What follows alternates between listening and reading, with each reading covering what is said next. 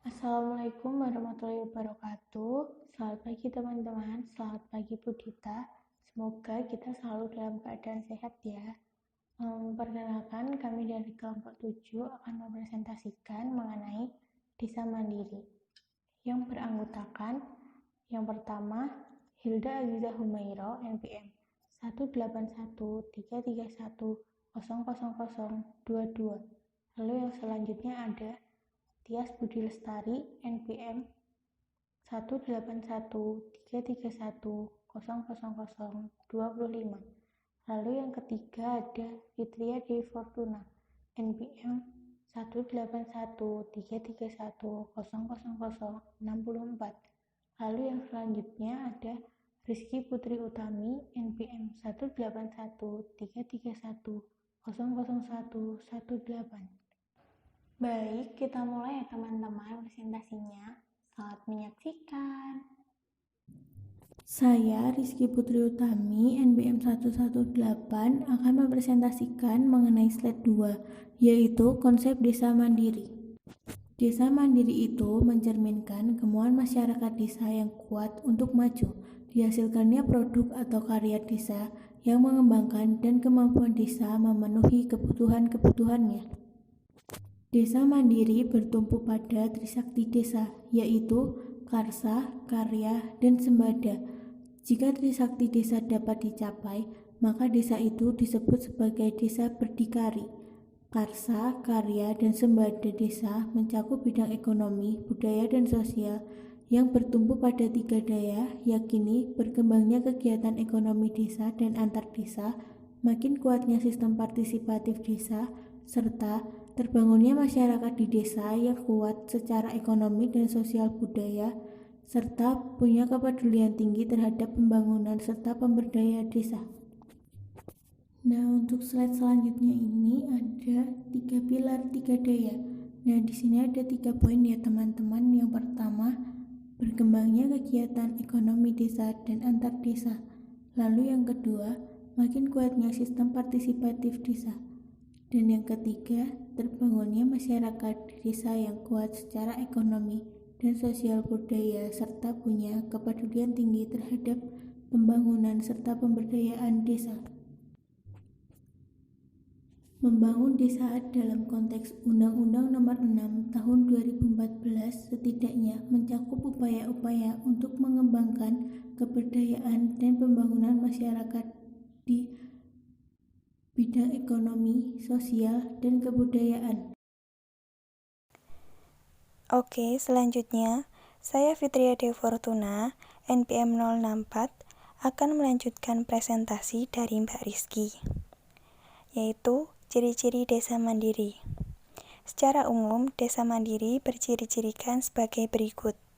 Yang pertama, kemampuan desa mengurus dirinya sendiri dengan kekuatan yang dimilikinya. Yang kedua, pemerintah desa memiliki kewenangan dalam mengatur dan mengelola pembangunan yang didukung oleh kemandirian dalam perencanaan, penganggaran, dan pelaksanaan pembangunan. Atau, desa bisa merencanakan, menganggarkan, dan melaksanakan pembangunan dan pengawas hasil pembangunan untuk kesejahteraan warga desanya. Yang ketiga, sistem pemerintahan desa menjunjung tinggi aspirasi dan partisipasi warga desa, termasuk warga miskin, perempuan, kaum muda, kaum difabel, penyandang masalah sosial, dan warga yang termarginalkan lainnya. Yang terakhir, sumber daya pembangunan dikelola secara optimal, transparan, dan akuntabel untuk dimanfaatkan sebaik-baiknya demi kesejahteraan sosial seluruh warganya. Selanjutnya, konsep desa mandiri. Yang pertama, lumbung ekonomi desa. Menyediakan basis dukungan finansial terhadap rakyat miskin dan juga mendorong usaha ekonomi desa dalam arti luas. Penciptaan kegiatan-kegiatan yang membuka akses produksi, distribusi, dan pasar bagi rakyat desa dalam pengelolaan kolektif dan individu mesti berkembang dan berlanjut. Lumbung ekonomi desa juga harus mengembangkan sektor usaha dan produksi rakyat yang mendeskripsikan kepemilikan kolektif, lebih konkret. Bentuk-bentuk yang telah dinaungi peraturan perundangan semacam BKAD, BUMDes, koperasi, maupun badan usaha milik masyarakat lain perlu diprioritaskan. Pilihan-pilihan usaha berbasis kegiatan yang telah dibentuk dan dikembangkan masyarakat desa, misalnya listrik desa, desa mandiri energi, masyarakat desa, air bersih, usaha bersama melalui UEP, lembaga simpan pinjam juga merupakan prioritas kegiatan dalam rangka pengembangan lumbung ekonomi desa. Selanjutnya, jaring wira desa, upaya menumbuhkan kapasitas manusia desa yang mencerminkan sosok manusia desa yang cerdas, berkarakter, dan mandiri. Jaring wira desa menempatkan manusia sebagai aktor utama sekaligus mampu menggerakkan dinamika sosial ekonomi serta kebudayaan di desa dengan kesadaran, pengetahuan, serta keterampilan sehingga desa juga melestarikan keteladanan sebagai soko guru kearifan lokal. Selanjutnya, lingkar budaya desa. Mengangkat kembali nilai-nilai kolektif desa dan budaya bangsa mengenai musyawarah mufakat dan gotong royong serta nilai-nilai manusia desa Indonesia yang tekun, bekerja keras, sederhana, serta punya daya tahan. Selain itu, lingkar budaya desa bertumpu pada bentuk dan pola komunalisme, kearifan lokal, keswadayaan sosial, teknologi tepat guna, kelestarian lingkungan, serta ketahanan dan kedaulatan lokal. Hal ini mencerminkan kolektivitas masyarakat di desa.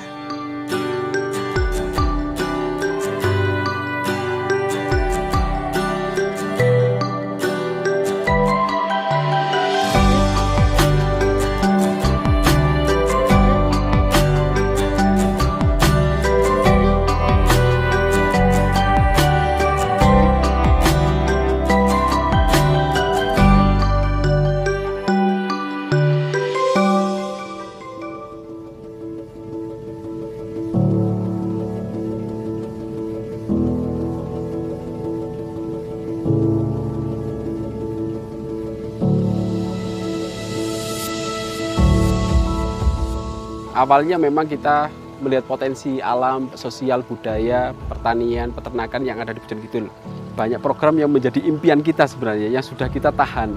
Ya, karena apa? Kita sangat terbatas dari sisi dana. Begitu dana desa ini meluncur, karena masyarakat juga proaktif, alhamdulillah itu bisa gayung bersambut lah.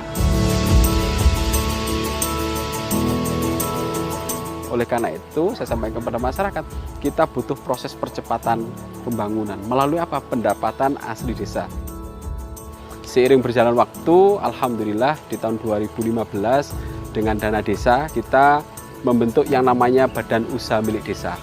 Badan Usaha Milik Desa inilah yang menjadi rohnya ketika kita mulai menggiatkan masyarakat pemberdayaan dari sisi sumber daya alam, dan sumber daya ekonomi masyarakat.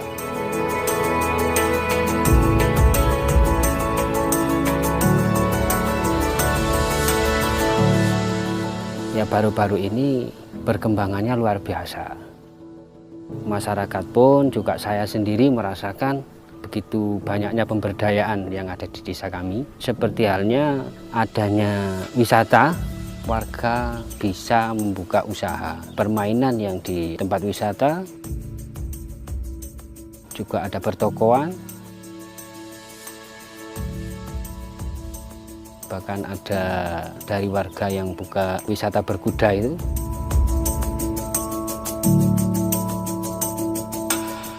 Jadi masyarakat sekarang sudah tidak lagi membicarakan pembangunan fisik, tetapi sudah saya harus dapat apa dari nilai ekonomi ketika pembangunan ini berjalan di Bojon Kidul. Jadi seperti ini, peternakan sapi perah yang dulunya hanya menjual langsung dikirim dalam bentuk belum olahan, sekarang sudah berkembang. Ibu-ibu PKK membuat bermacam-macam olahan yang nilainya lebih meningkat lagi. Kita pun harus ikut aktif. Jangan kita ini hanya cuma menanti uluran tangan. Kalau bisa kita itu kreatif, bisa termotivasi apa yang bisa kita berikan demi kemajuan desa kita.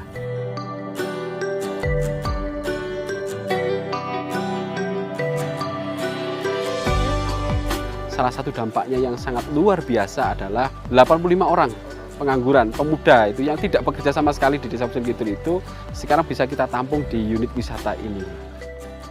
Kemudian menurunkan angka urbanisasi. Saya merasakan sendiri, saya sadarnya dari wisata ini. Kebanyakan urbanisasi itu di desanya nggak ada lapangan pekerjaan buat cari uang gitu. Alhamdulillah dengan adanya desa wisata ini yang membuat saya ingin balik ke desa. Seenggaknya ada kontribusi di Desa Pujon Kidul ini. Dari dana desa, kita sudah membangun jaringan pipanisasi air bersih yang itu ada master plan-nya, kemudian ada penampungan yang itu juga untuk air bersih dan akan berdampak 40 tahun ke depan. Kemudian ada pengelolaan sampah terpadu yang kita lakukan di Desa Pujon Kidul. Kemudian pembangunan jalan. Di masing-masing titik di dusun kita sudah kita lakukan pembangunan jalan, baik itu skala kecil maupun besar. Di samping itu, untuk kegiatan peningkatan derajat kesehatan masyarakat sudah kita lakukan melalui program makanan tambahan bayi, kemudian kegiatan posyandu lansia sudah kita lakukan juga.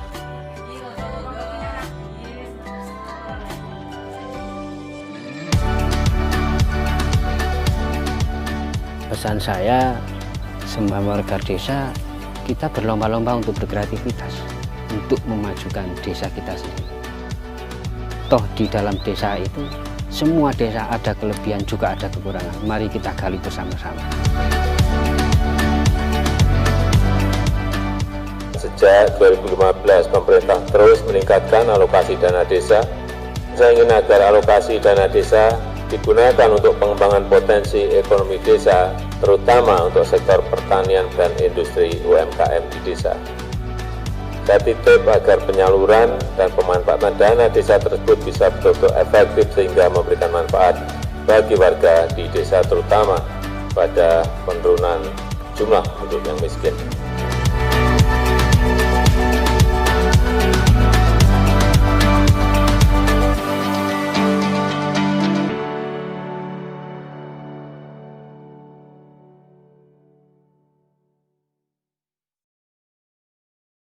Saya, Tias Budi Lestari, NPM 025, ingin melanjutkan presentasi. Desa Pujon Kidul adalah sebuah desa wisata di wilayah Kecamatan Pujon, Kabupaten Malang, Jawa Timur. Tujuan utama dibuat desa wisata Pujon Kidul adalah sebagai sarana edukasi bagi masyarakat, dan selain itu untuk menarik wisatawan untuk berkunjung ke desa Pujon Kidul. Sebagian besar masyarakat desa Pujon Kidul bermata pencaharian sebagai petani dan peternak. Di sana terdapat peternakan sapi dan pertanian yang luas yang ikut membantu menyedot wisatawan yang ingin berkunjung di sana. Kesenian dan budaya di Desa Pujon Kidul masih sangat kental di daerah tersebut, sehingga wisatawan dapat belajar mengenal seni yang ada dan ikut serta dalam memainkannya. Desa Pujon Kidul memiliki potensi sumber daya alam yang sangat asri. Wilayah Desa Pujon Kidul secara general sangat cocok untuk lahan pertanian dan perkebunan, karena ciri geologis berupa lahan hitam yang tergolong tanah yang subur. Desa Pujon Kidul memiliki BUMDes. Badan usaha milik Desa Pujon Kidul diberi nama BUMDes Sumber Sejahtera.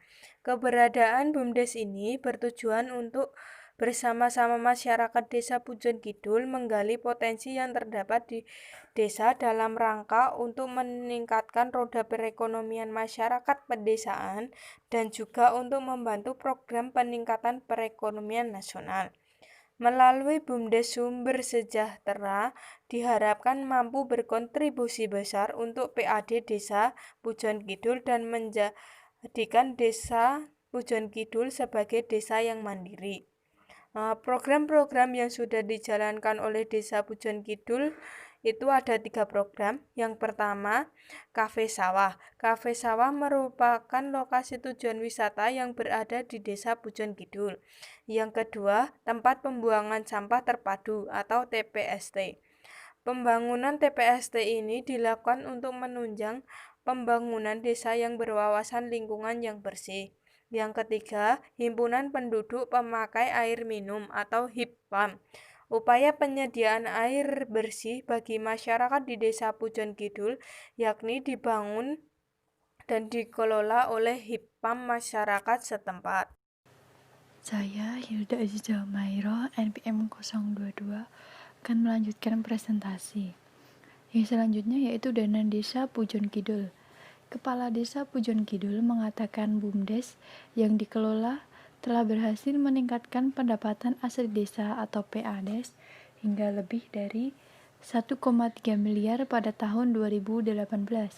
Padahal sebelumnya PADes Pujon Kidul hanya berkisar 30-40 juta per tahunnya.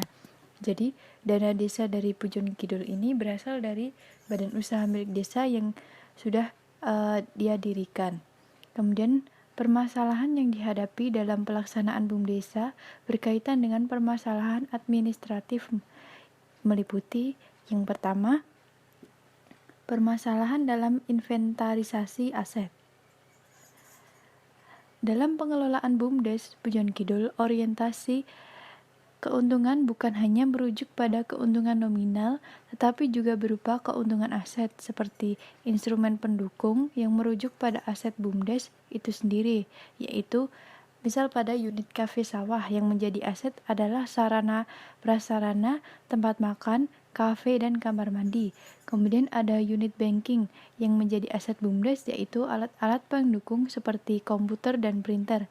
Kemudian pada unit TPST yang menjadi aset BUMDes adalah bangunan tempat pengelolaan sampah. Yang kedua, permasalahan sinkronisasi unit usaha ke induk BUMDes. Nah, sebelum BUMDes Sumber Sejahtera berdiri di Desa Pujon Kidul ini, unit-unit usaha ini berdiri sendiri dan menjadi bagian dari lembaga desa wisata. Dengan kehadiran BUMDesa di Desa Pujon Kidul, unit-unit usaha tersebut diharapkan untuk beralih menjadi bagian dari BUMDesa. Yang menjadi permasalahan terhadap situasi ini adalah sulitnya untuk memberikan pemahaman kepada para pelaku unit usaha untuk bergeser menjadi bagian dari BUMDesa. Persoalan yang dipermasalahkan yaitu pelaku unit usaha itu adalah jika harus bergeser bawah payung BUMDesa, artinya bahwa harus ada regulasi dan aturan baru yang harus dipahami dan dilaksanakan. Kemudian permasalahan yang ketiga yaitu permasalahan atas regulasi yang masih berbenturan dengan pemahaman masyarakat dan dalam pembagian hasil usaha BUMDesa. Jadi pada permasalahan regulasi ini adalah mengatur tentang pembagian hasil usaha BUMDesa ini itu sudah diatur dalam Peraturan Desa Pujon Kidul Nomor 6 Tahun 2015 tentang pembentukan dan pengelolaan Badan Usaha milik Desa Pujon Kidul. Pada bab 11 dimuat aturan tentang pembagian hasil usaha. Persentase pembagian keuntungan tersebut bersifat tetap dan tidak fleksibel. Maksudnya bahwa pembagian hasil usaha harus disesuaikan dengan besarnya jumlah pendapatan, sehingga untuk pembagian hasil jumlahnya tidak terlalu besar dan tidak terlalu kecil. Permasalahan selanjutnya yang akan terjadi adalah dengan melihat persentase pembagian hasil usaha. Mengingat penghasilan unit usaha di BUMDesa juga cukup besar, maka sisa hasil usaha yang akan dibagikan kepada 8 instrumen yang ada dalam Peraturan Desa Pujon Kidul Nomor 6 Tahun 2015 tadi juga akan sangat besar. Kemudian, kekurangan dalam pelaksanaan BUMDesa itu kurangnya partisipasi, kemahiran, dan keterampilan, serta peran masyarakat yang aktif dalam pengelolaan desa wisata sangat minim. Kondisi seperti inilah dimungkinkan karena masyarakat masih belum memahami bentuk tentang potensi Desa Pujon Kidul. Nah, setelah tadi kita mengetahui permasalahan yang dihadapi dalam pelaksanaan BUMDesa itu kemudian ada kekurangan dalam pelaksanaan BUM desa itu, bagaimana cara mengatasi permasalahannya tadi? Jadi cara untuk mengatasi permasalahan yang dihadapi itu salah satunya dengan melakukan kolaboratif dalam pengelolaan BUMDes. Nah, di desa Pujon Kidul ini pendekatan yang dilakukan yaitu pendekatan kolaboratif governance, atau yaitu merupakan salah satu tipe governance di mana aktor publik dan privat bekerja secara bersama dengan cara khusus, yaitu menggunakan proses tertentu untuk menetapkan hukum dan aturan untuk menentukan publik yang baik, yang dilakukan sebagai modal sosial ekonomi pembangunan desa Pujon Kidul.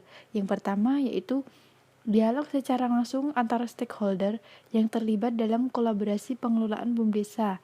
Yang kedua, pengembangan kepercayaan antar stakeholder yang terlibat dalam kolaborasi pengelolaan BUM desa. Yang ketiga, komitmen antara stakeholder akan proses dari kolaborasi pengelolaan BUM desa. Yang keempat, menentukan kesepakaman bersama dari stakeholder yang terlibat dalam kolaborasi pengelolaan BUM desa. Dan yang terakhir, hasil atau capaian dari proses kolaborasi pengelolaan BUM desa. Jadi dalam